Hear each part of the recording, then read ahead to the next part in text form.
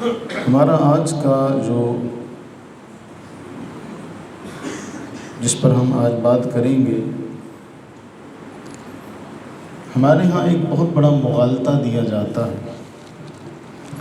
وہ مغالطہ یہ دیا جاتا ہے، نبی صلی اللہ علیہ وسلم کی ایک حدیث ہے، صلو کما رأیتمونی اصلی او کما قال علیہ السلام، کہ نماز پڑھو ایسے جیسے مجھے نماز پڑھتا دیکھتے ہو۔ اب اس کا معنی یہ ہے کہ جیسے صبح کے وقت فجر ہے، فجر کی 4 رکعات ہیں، پھر ظہر ہے، عصر ہے، جس طریقے سے آپ نے پڑھی، جس طریقے سے آپ نے بتائی، لیکن اب اس کے ساتھ ایک اور معاملے کو ملا دینا اور کہنا کہ جی مرد و عورت کا معاملہ ایک جیسا ہے نماز کے اندر، تو یہ ہم سمجھتے ہیں کہ فن حدیث کے ساتھ اور جو شریعت مطہرہ کا اسلوب ہے اس کے ساتھ ناواقفی ہے۔ ہاں ٹھیک ہے، آپ کا اختلاف ہے اس پر، آپ یہ کہہ سکتے ہیں، تو آپ اس کو اپنی تحت رکھیں، دوسروں کے اوپر اس کو مسلط نہ کریں۔ لیکن ہمارے ہاں کیا ہوتا ہے کہ اس کو دوسروں پر مسلط کرتے ہوئے کہا جاتا ہے کہ جی احناف کی عورتیں جو طریقہ نماز اختیار کیے ہوئے ہیں، یہ طریقہ نہ قرآن سے ثابت ہے نہ حدیث سے ثابت ہے، بلکہ اس کا ثواب نہیں، اس کا گناہ ملے گا۔ کیونکہ ہمارے ہاں خدائی ٹھیکیدار تو بہت ہے، پتھر اٹھاؤ نیچے سے خدائی دعوے دار، خدائی فوجدار آپ کو نکل آئے گا۔ تو اس طریقے سے وہ پھر دعویٰ کرتے ہیں، ٹھیک ہے۔ اب اس میں ایک سب سے اہم بات سمجھنے والی ہے، فقہائے اربعہ اور ہم احناف، ہمارے ہاں عورت کا جو نماز کا طریقہ ہے، جن احادیث پر ہم عمل کرتے ہیں، ان احادیث سے اگر کسی کو اختلاف ہے تو 100 اختلاف رہے، ہمارا اس سے کوئی معاملہ نہیں ہے۔ لیکن ہم جن احادیث پر عمل کرتے ہیں وہ احادیث طیبہ میں آپ کے سامنے آج رکھتا ہوں۔ سب سے پہلے ہے عورت کا تکبیر تحریمہ کہنا، یہاں سے نماز کا آغاز ہوتا ہے۔ اب اس میں چند ایک اور باتیں بنیادی طور پہ سمجھنے والی، وہ یہ ہے، دیکھیں مرد اور عورت کا فطری طور پر اللہ تعالیٰ نے الگ الگ رکھا ہے، ان کے اندر بہت سارے معاملات میں اختلاف ہے، عبادات کے اندر بھی ہمیں معاملہ نظر آتا ہے۔ مثلا جو مرد ہے وہ عمرے کے موقع پر، حج کے موقع پر احرام باندھتے ہیں، احرام پہنتے ہیں، 2 چادریں ہیں، عورتیں اپنے لباس میں رہتی ہیں، ان کا وہی احرام ہے۔ مرد اور عورت کا اس میں فرق ہے، حالانکہ وہ بھی عمرے پر جاتی ہے، وہ بھی عمرے پر جاتا ہے۔ اسی طریقے سے نماز کے اندر مرد ننگے سر نماز پڑھ سکتا ہے، جبکہ عورت جو ہے وہ بالغہ، اس کی بغیر اوڑھنے کی نماز اصلاً نہیں ہوتی۔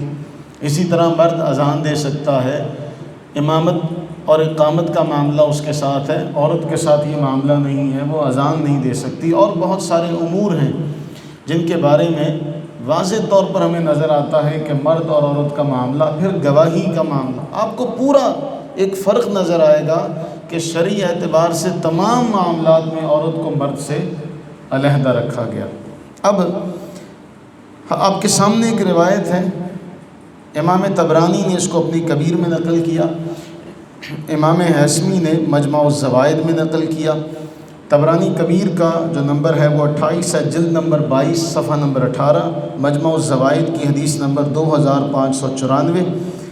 حضرت وائل بن حجر رضی اللہ تعالیٰ عنہ فرماتے ہیں، مجھے رسول اللہ صلی اللہ علیہ وسلم نے فرمایا، اے وائل بن حجر، جب تم نماز پڑھو تو تم اپنے دونوں ہاتھوں کو کانوں تک اٹھاؤ، اور عورت جب نماز پڑھے تجعل یدیہا حذاء ثدییہا، تو وہ عورت اپنے سینے کے بالمقابل اپنے ہاتھوں کو اٹھائے گی۔ مرد کا اٹھانا کانوں تک اور عورت کا اٹھانا اس کے سینے تک، نبی صلی اللہ علیہ وسلم کا یہ حکم ہے۔ اچھا پھر آگے چلیں تو میں ایک چیز اور آپ سے ذکر کرتا چلوں، مصنف ابن ابی شیبہ جو امام بخاری اور امام مسلم رحمہم اللہ کے استاذ گرامی، اسی طرح مصنف عبد الرزاق، یہ بھی امام بخاری اور امام مسلم کے استاذ گرامی ہیں، ان دونوں کی کتابوں میں باقاعدہ عورت کے لیے الگ الگ باب باندھا گیا ہے کہ عورت ہاتھ کیسے باندھے گی، عورت قیام کیسے کرے گی۔ بلکہ امام ابن ابی شیبہ کا جو باب باندھا، امام ابن ابی شیبہ کا جو سن وفات ہے وہ 235 ہجری ہے۔ امام ابن ابی شیبہ اپنے دور میں، کب؟ 235 ہجری میں آپ کی وفات ہے۔ امام ابن ابی شیبہ یہاں باب باندھے فی المرأتی، عورت کے بیان میں، اذا افتتحت الصلاۃ الی این ترفع یدیہا، عورت کے بیان میں، اس بات کے بیان میں عورت کے حوالے سے کہ جب نماز کا آغاز کرے گی تو اپنے ہاتھوں کو کہاں تک اٹھائے گی، اور اس کے اندر پھر وہ ساری احادیث طیبہ نقل کرتے کہ جن میں نبی صلی اللہ علیہ وسلم کے حوالے سے صحابہ تابعین کی ہمیں آراء ملتی ہے۔ ابھی ایک روایت میں نے آپ کے سامنے رکھی حضرت وائل کے حوالے سے۔ آگے چلتے ہیں، مصنف ابن ابی شیبہ کے اندر یہ روایت موجود ہے، جلد نمبر 1 صفحہ 270 پر، جو میں نے باب آپ کو دکھایا تھا۔ عطا بن ابی رباح، یہ عطا، حضرت عطا کون ہے، میں ان کے بارے میں آپ کو آگے ذکر کرتا ہوں۔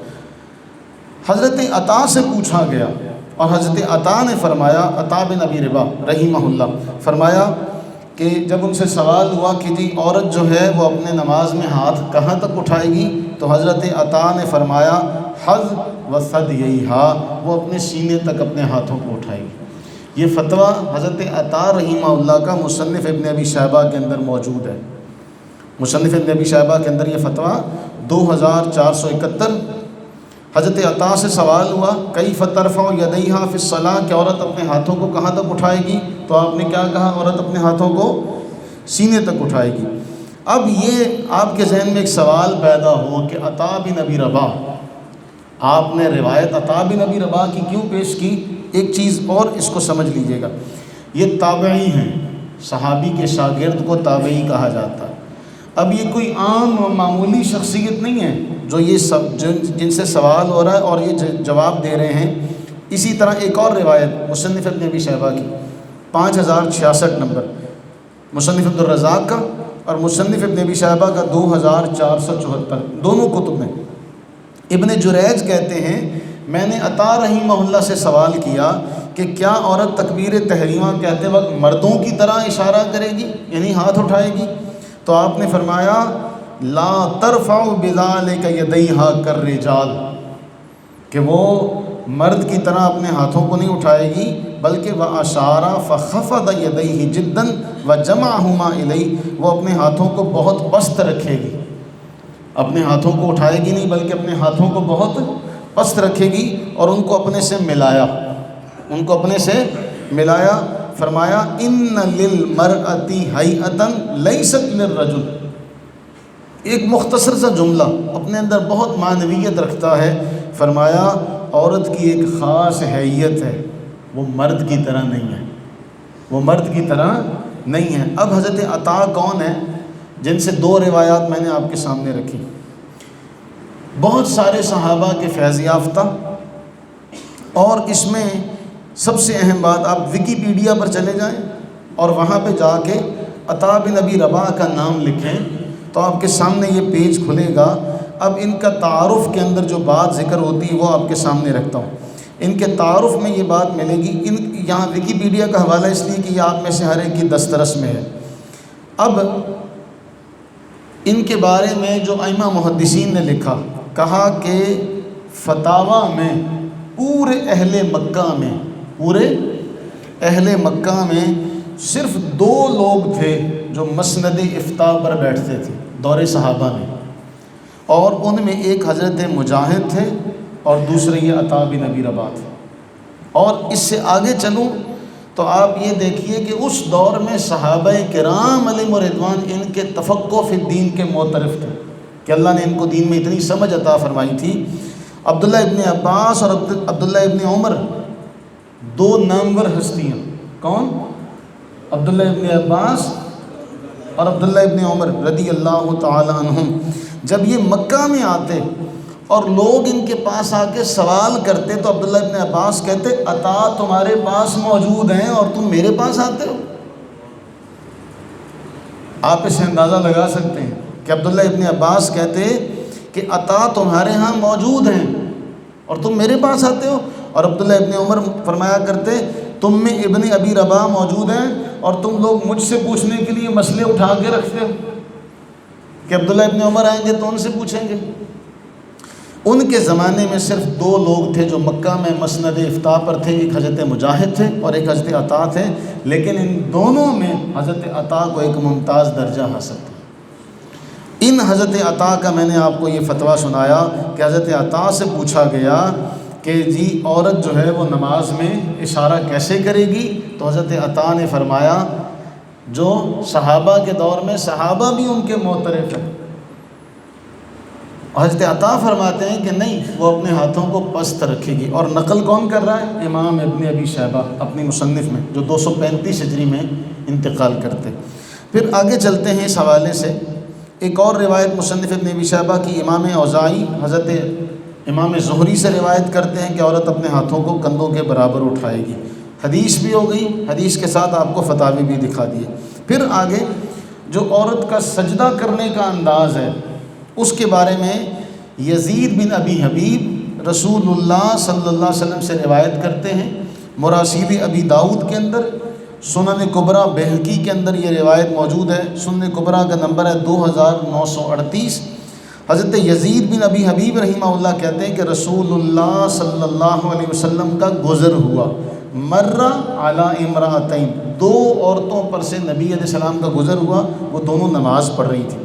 فقال، آپ علیہ السلام نے فرمایا اذا سجدتما فضما بعد اللحم الى الارض، حضور علیہ السلام نے فرمایا جب تم سجدہ کرو تو اپنا کچھ حصہ زمین سے ملا لیا کرو، فإن المرأة ليست في ذلك كالرجل، کیونکہ عورت کا حکم سجدے کی حالت میں مرد جیسا نہیں ہے۔ نبی صلی اللہ علیہ وسلم نے فرمایا جب تم سجدہ کیا کرو تو کیا کیا کرو، زمین کے ساتھ ملا لیا کرو، اس لیے کہ سجدے میں مرد عورت ایک جیسے نہیں ہیں۔ وہی جملہ جو اس سے پہلے ہم نے حضرت عطا کے حوالے سے پڑھا تھا۔ اب رسول اللہ صلی اللہ علیہ وسلم اس طرح کا جملہ فرما چکے ہیں، اس لیے حضرت عطا نے بعد میں اس طرح کی بات کہی کہ عورت جو ہے وہ مرد جیسی اس معاملے میں نہیں ہے خاص طور پہ۔ اب عورت جو ہے وہ سجدہ کیسے کرے گی؟ سمٹ کر سجدہ کرے گی۔ سنن کبریٰ بہقی 2936 نمبر روایت عبداللہ ابن عمر رضی اللہ تعالیٰ عنہما بیان کرتے ہیں کہ رسول اللہ صلی اللہ علیہ وسلم نے فرمایا اذا جلست المرأة فی الصلاۃ، کہ جب عورت نماز میں بیٹھے تو اپنی ران دوسری ران پر رکھے، اور جب سجدہ کرے الصقت بطنہا فی فخذیہا، تو اپنے پیٹ کو رانوں کے ساتھ چپکا لے، اس طرح کہ اس کے لیے زیادہ سے زیادہ پردہ ہو جائے۔ بلا شبہ اللہ تعالیٰ اس کی طرف اپنی نظر رحمت فرما کر یہ ارشاد فرماتا ہے اے میرے ملائکہ گواہ ہو جاؤ کہ میں نے اسے بخش دیا۔ کیا فرمایا عورت سے کہ جب تم نماز پڑھو تو کیا کرو، ایک ران اپنی دوسری ران پر رکھو، مرد کی طرح تشہد میں نہیں بیٹھتی، اپنی ایک ران دوسری ران پر رکھو، جب سجدہ کرو تو اپنے پیٹ کو رانوں کے ساتھ چپکا لو، اس طرح کہ زیادہ سے زیادہ ستر ہو جائے، پردہ ہو جائے، اس لیے کہ اللہ تعالیٰ ایسی عورت کی طرف نظر رحمت فرماتا ہے، اور پھر فرشتوں سے فرماتا ہے میرے ملائکہ گواہ ہو جاؤ میں نے اس کو بخش دیا۔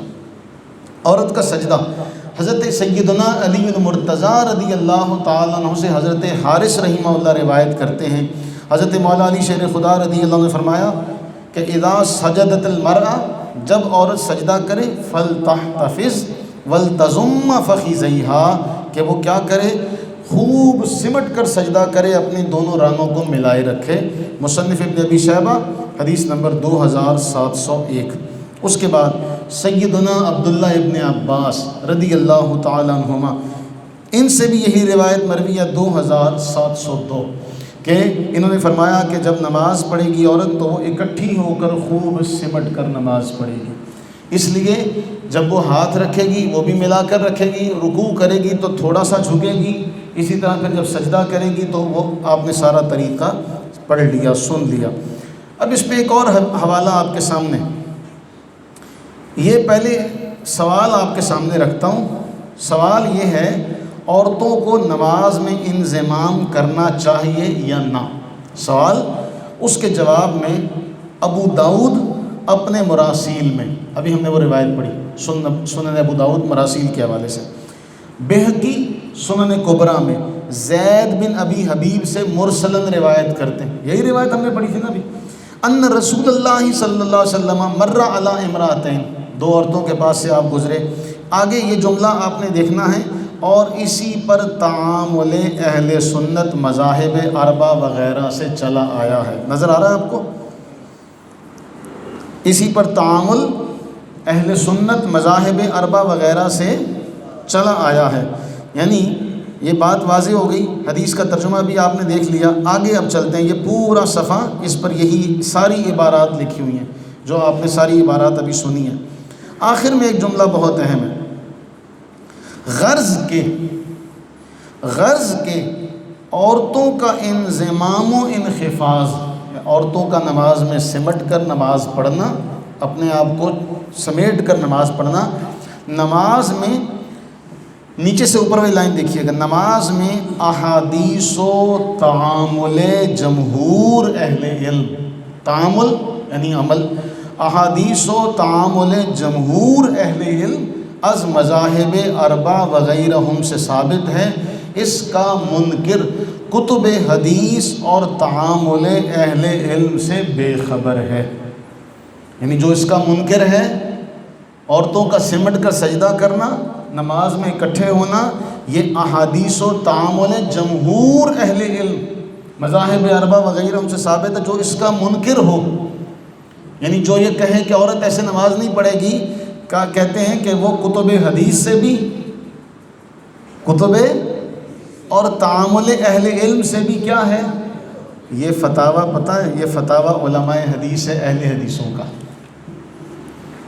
یہ میرے پاس ہے۔ اس فتاوے کا یہ صفحہ میں نے آپ کو دکھا دیا، 149 نمبر صفحہ۔